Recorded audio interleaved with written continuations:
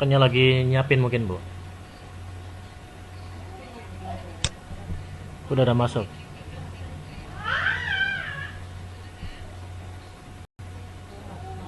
Ya, masuk, Bu.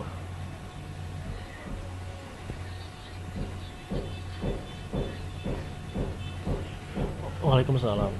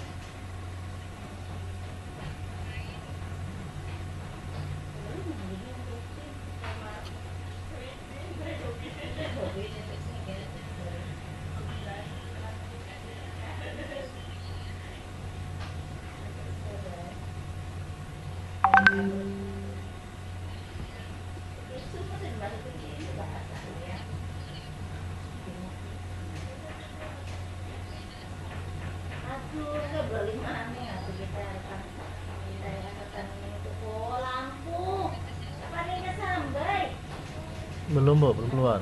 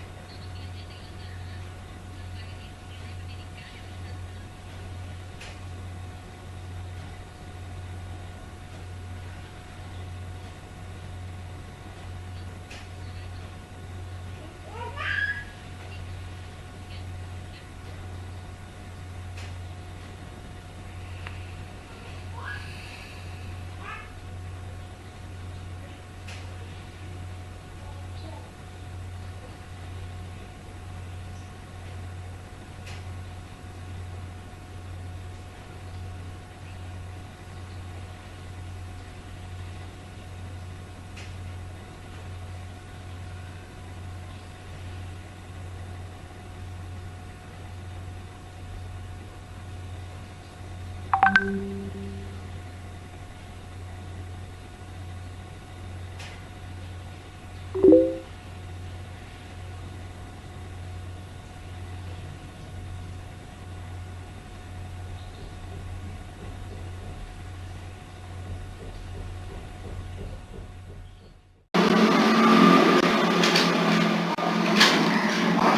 Ibu yang kami hormati, di sini saya akan menjelaskan tentang media papan gembira.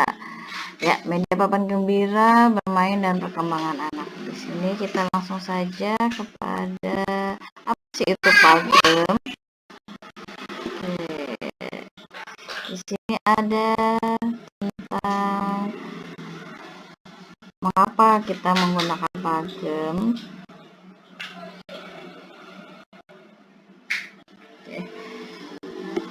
Sebelum kita mengenal dengan pagem, kita mengenal bermain perkembangan anak dulu.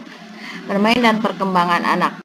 Menurut Froebel, pendidikan taman kanak-kanak harus mengikuti sifat, karakteristik taman atau anak. Oleh sebab itu, bermain dipandang sebagai metode yang tepat untuk pembelajaran anak serta merupakan cara anak dalam meniru kehidupan orang dewasa di sekeliling secara wajar. Nah, itu menurut Froebel. Menurut Montessori, permainan itu diyakini sebagai sesuatu yang dapat menanamkan rasa tanggung jawab pada anak, karena dengan bermain, anak adalah sama dengan bekerja bagi orang dewasa. Permainan merupakan kebutuhan batiniah oleh setiap anak, karena itu bermain mampu menyenangkan hati, meningkatkan keterampilan, dan meningkatkan perkembangannya. Jadi, menurut Montessori, belajar itu adalah bermain bagi anak. Oke. Menurut Britton, bagi anak permainan adalah sesuatu yang menyenangkan, sukarela, penuh hati, dan aktivitas secara spontan. Permainan sering juga dianggap kreatif, menyertakan pemecahan masalah, belajar keterampilan sosial baru, bahasa baru, dan keterampilan fisik yang baru. Ki Hajar Dewantara menilai pendidikan terkandung dalam bermain. Jadi permainan diterima oleh anak-anak tanpa paksaan atau perintah, melainkan karena kemauan serta kesenangan anak-anak itu sendiri. Hal ini menunjukkan bahwa bermain dan permainan anak-anak sangat penting untuk mempertebal rasa kemerdekaan. Jadi menurut Ki Hajar Dewantara, permainan itu sesuatu yang sebuah kemerdekaan bagi anak kita, ya. Oke, jadi bermain itu dipandang sebagai metode yang tepat untuk pembelajaran. Permainan merupakan kebutuhan batiniah. Bermain sambil belajar, permainan sering juga dianggap kreatif, menyertakan pemecahan masalah, dan nilai pendidikan yang terkandung dalam bermain. Permainan diterima oleh anak tanpa paksaan dan perintah, karena merupakan suatu kemerdekaan bagi anak itu sendiri. Oke. Bermain menyangkut pada perkembangan anak adalah perkembangan suatu perubahan fungsional yang bersifat kualitatif, baik dari fungsi-fungsi fisik maupun mental sebagai hasil keterkaitannya dengan pengaruh lingkungan. Perkembangan dapat juga dikatakan sebagai suatu urutan-urutan perubahan yang bersifat sistematis, dalam arti saling ketergantungan atau saling mempengaruhi antara lingkup-lingkup fisik dan psikis, dan merupakan satu kesatuan yang harmonis. Baik. Nah, dari semua itu, berdasarkan pengertian bermain dan perkembangan, maka ada sebuah media yang bisa mendukung untuk proses bermain dan perkembangan anak, yaitu adalah pagem. Nah, apa sih itu pagem? Pagem itu adalah alat atau media bermain yang berisikan tema-tema yang ada yang berkaitan dengan pendidikan anak usia dini, yaitu diantaranya alam semesta, kendaraan, tanaman, binatang, keluargaku, diriku, dan negaraku, serta yang lainnya. Tema ini akan dijabarkan menurut misalkan tema diriku, ada identitasku, ada tubuhku, dan ada juga kesukaanku. Lalu subtema keluargaku, ada anggota keluarga, ada profesi anggota keluarga, kebiasaan anggota keluarga.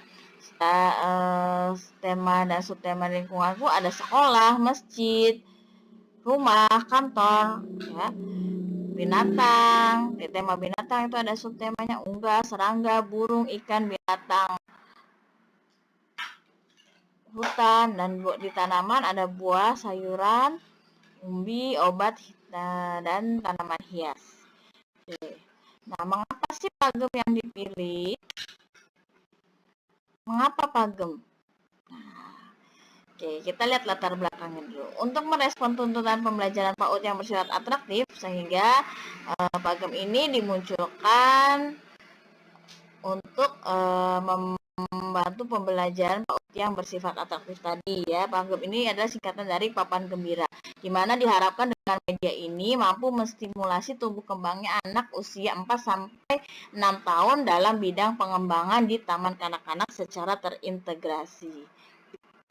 Tujuannya adalah diharapkannya dapat membantu guru dalam menyampaikan materi pembelajaran sesuai tema melalui kegiatan bermain, serta memberikan motivasi belajar kepada anak melalui permainan, sehingga diharapkan proses belajar menjadi bermakna dan menyenangkan bagi anak TK. Ya, itu tujuan dari dibuatnya papan gembira ini, Bapak Ibu. Nah, keunggulan dari pagem ini itu apa sih? Nah, keunggulannya dari media permainan pagem ini adalah dapat dipergunakan di dalam kegiatan belajar mengajar di taman kanak-kanak karena muatan materi disesuaikan dengan kurikulum PAUD dan karakteristik anak TK. Kegiatan permainan yang didesain menyenangkan sehingga diharapkan anak tertarik untuk belajar sambil bermain. Yang kedua, anak dilatih untuk belajar bekerja sama dengan temannya dan menunggu giliran, serta mengembangkan imajinasi dan mengingat peraturan permainan dalam rangka pembiasaan dan implementasi nilai-nilai karakter di TK. Selain itu, anak dapat berpartisipasi dalam proses pembelajaran secara langsung dan menciptakan lingkungan bermain yang menarik, memberikan rasa aman dan menyenangkan. Media permainan pagem ini juga dapat dipergunakan untuk membantu mengembangkan lingkup perkembangan anak usia PAUD, diantaranya nilai agama dan moral, fisik motorik, bahasa, kognitif, sosial emosional, dan seni.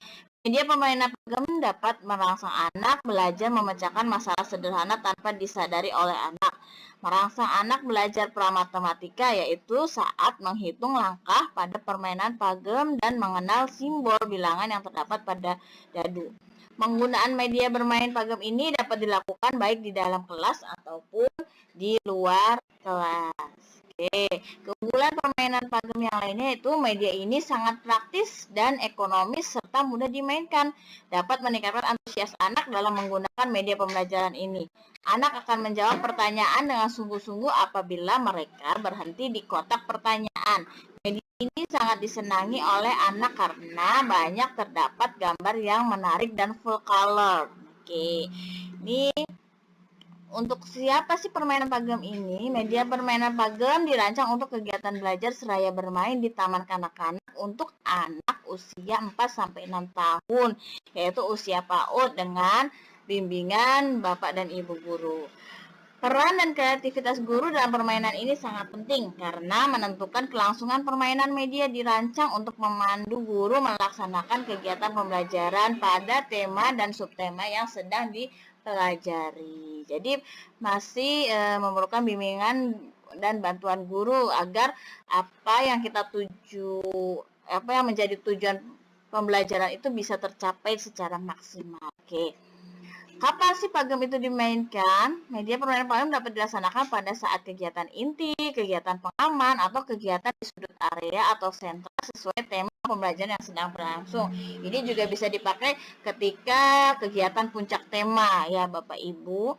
Oke, bagaimana cara memainkan pagem? Yang pertama, guru menyiapkan media pembelajaran pagem sesuai tema pembelajaran, lengkap beserta dadunya. Dadunya tidak boleh lupa karena itu adalah sebagai alat untuk anak nanti bergerak dalam kotak-kotak yang sudah disediakan. Yang kedua, guru mengajak anak melakukan pembiasaan berdoa dulu sebelum melakukan permainan seperti biasa. Lalu guru menjelaskan tentang cara bermain pagem, bagaimana alur atau arah langkah mengenalkan angka pada dadu, lalu mencontohkan bagaimana melakukan kegiatan yang diinstruksikan pada kotak papan gembira. Guru bersama dengan anak-anak membuat kesepakatan tata cara bermain. Lalu guru membagi beberapa kelompok berdasarkan jumlah rombel, di mana masing-masing kelompok terdiri dari 4 anak. apabila setelah dibagi dengan 4 masih ada anak yang belum kebagian kelompok nih, kita bisa memasukkan anak-anak tersebut ke dalam kelompok lain sehingga ada beberapa kelompok yang anaknya berjumlah lebih dari 4, yaitu 5 anak. Oke. Nah, selanjutnya yaitu karena pagam ini merupakan berukuran besar, di mana setiap kotak itu ukurannya, standar ukurannya itu adalah satu kotak itu 50 kali 50 cm. Kenapa dibuat seperti itu? Karena agar si anak ini bisa masuk ke dalam kotak tersebut, jadi tidak sempit dari ketika ia bergerak. Nah, karena pembukaan besar sehingga setiap anak akan langsung menjadi pion. Nah, si anak beda dengan ular tangga. Pagam ini yang menjadi pionnya adalah si anak sendiri. Jadi bukan menggunakan pion mainan atau patung plastik seperti itu, yang seperti biasa di mainan ular tangga ya Bapak Ibu. Kalau di mainan ular tangga itu kan yang menjadi pion itu adalah mainan plastik yang seperti patung-patung itu atau bentuk segitiga seperti itu. Nah, yang untuk permainan pagam ini yang menjadi pionnya itu adalah anak itu sendiri. Jadi anak merasakan bergerak, anak yang bergerak menuju satu kotak ke kotak yang lainnya. Jadi semua anak nanti akan mendapatkan kesempatan untuk berjalan di kotak papan gembira ini. Oke, yang ketujuh, semua anak dalam satu kelompok akan melakukan home pimpah. Home pimpah itu untuk menentukan giliran siapa dulu nih yang bergerak. Seperti itu.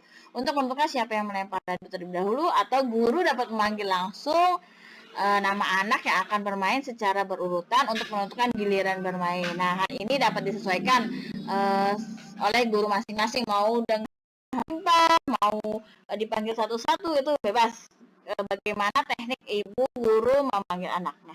Lanjut, setiap anak akan berlatih melempar dadu secara terarah. Anak melempar dadu sesuai dengan urutannya. Setelah anak melempar dadu, anak akan berjalan ke kotak sesuai dengan hasil lemparan dadu tersebut. Kemudian anak dibimbing guru membaca instruksi pada nomor kotak tersebut sesuai dengan hasil lemparannya dan mengerjakan instruksi atau perintah pada kotak tersebut. Apabila dalam melempar keluar angka 6, maka anak tersebut diperbolehkan melempar dadu sekali lagi, sama seperti ketika bermain ular tangga. Ketika kita dapat angka 6 nih, berarti si anak itu mempunyai kesempatan untuk melempar dadu sekali lagi. Jika dia melempar dadu keluar lagi angka 6, maka kesempatan lagi untuk si anak tersebut. Jadi angka 6 ini angka keberuntungan sepertinya ya dalam bermain dadu. Oke, selanjutnya apabila anak berdiri di atas kotak bergambar tangga, garis putus-putus yang menunjukkan arah, gambar kaki atau sepatu sandal sebagai simbol melangkah, maka anak tersebut langsung naik sesuai dengan petunjuk arah. Kita naiknya satu kotak, maka dia akan naik satu kotak. Jadi sesuai dengan petunjuk arahnya dan melakukan instruksi pada kotak yang ditempati berikutnya. Jadi dalam permainan pagam ini ada tangga, ada arah putus-putus atau tanda sepatu sandal yang menunjukkan anak itu bisa melangkah ke kotak berikutnya, bukan berarti mundur. Nah, untuk kalau di dalam ular tangga itu ada ularnya yang membedakannya. Ular ini sebagai tanda si anak itu atau pion itu harus turun ke beberapa kotak. Kalau di pagam ini tidak ada. Jadi yang ada adalah tangga, garis putus-putus, dan sepatu atau tanda sepatu atau sandal atau gambar kaki sebagai simbol untuk melangkah ke kotak berikutnya.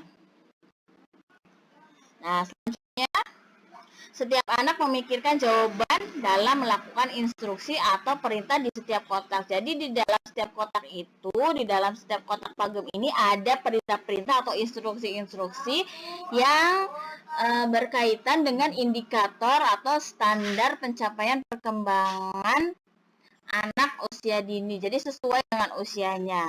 Ketika pagam yang digunakan adalah untuk kelompok A atau untuk usia 4 sampai 5 tahun, maka instruksi-instruksi yang ada di kotak tersebut adalah instruksi-instruksi yang sesuai dengan indikator untuk anak usia 4 sampai 5 tahun tersebut.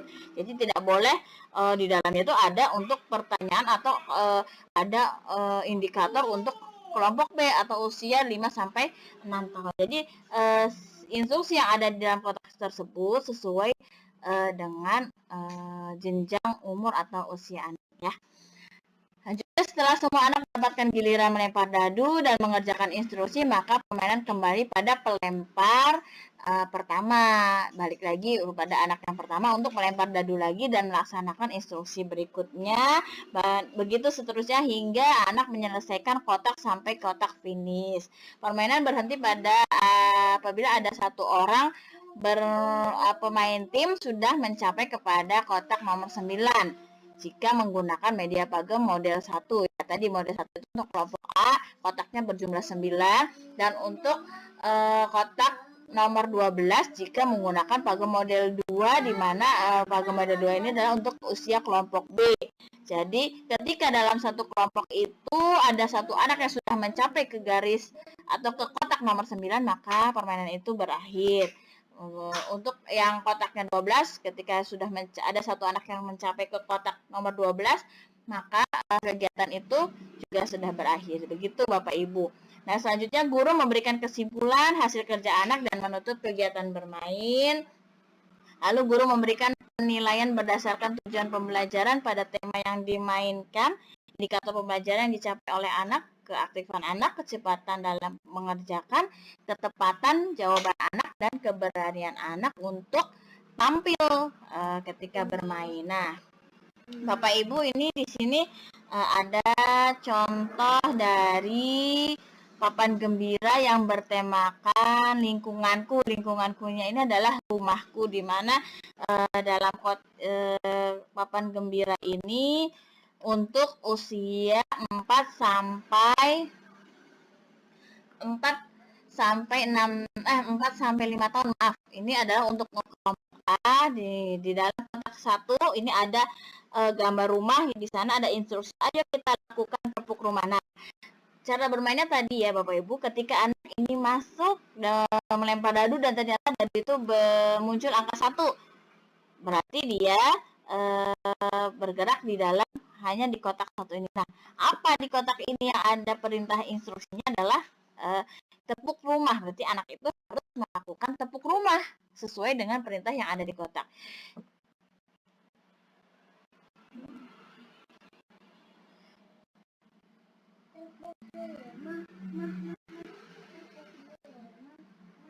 Nah, di kotak nomor 2 ini ada perintah lagi yang lain. Coba sebutkan barang apa saja yang ada di ruang tamu. Nah, Nana bisa menyebutkan dari instruksi tadi. Kita bisa menilai nih, anak bisa menyebutkan atau tidak. Itu kita nanti akan melakukan penilaian di sana.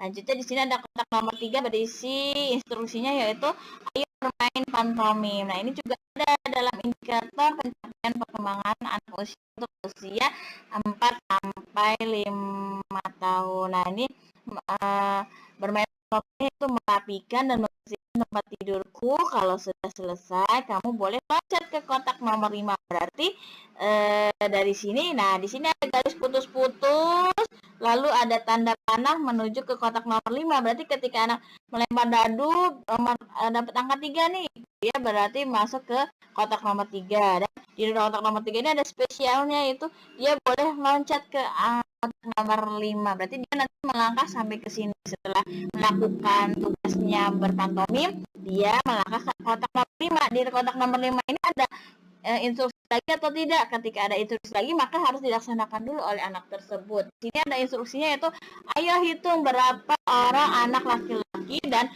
berapa orang anak perempuan di kelasmu. Ini untuk menghitung teman-temannya, dia bisa membedakan mana teman perempuan, mana teman laki-laki, dan bisa membilang secara tidak langsung. Di sini ada kognitif dan ada penilaian kognitif di dalamnya. Nah, ini kita balik lagi ke kotak nomor 4. Di kotak nomor 4 ini ada instruksi, ayo kelompokkan dan sebutkan peralatan yang ada di dapur. Nah, anak-anak ditugaskan untuk mengelompokkan alat-alat yang ada di dapur. Di kotak nomor 6 ada instruksi, ayo mengukur meja di kelas menggunakan jengkal tanganmu ya. Belajar jengkal panjang, berapa jengkal panjang meja. Nah, anak-anak ditugaskan untuk mengukur panjang meja yang ada di kelas dengan jengkal mereka, tidak dengan penggaris. Lanjut, di sini ada kotak nomor 7. Instruksinya adalah Dapatkah kamu sebutkan tata tertib di kelasmu? Nah, setiap kelas itu punya tata tertib kan Bapak Ibu. Nah, di sini tugas anak untuk mengingat tata tertib yang ada di kelas, menyebutkannya, Ibu Guru. Di kotak nomor 8 ada instruksi lagi, tolong sebutkan permainan apa saja yang ada di luar kelasmu. Nah, di luar kelas ada permainan apa? Anak-anak disuruh menyebutkan untuk mengulang kembali daya ingat anak ya, untuk meningkatkan daya ingat anak ini pertanyaannya.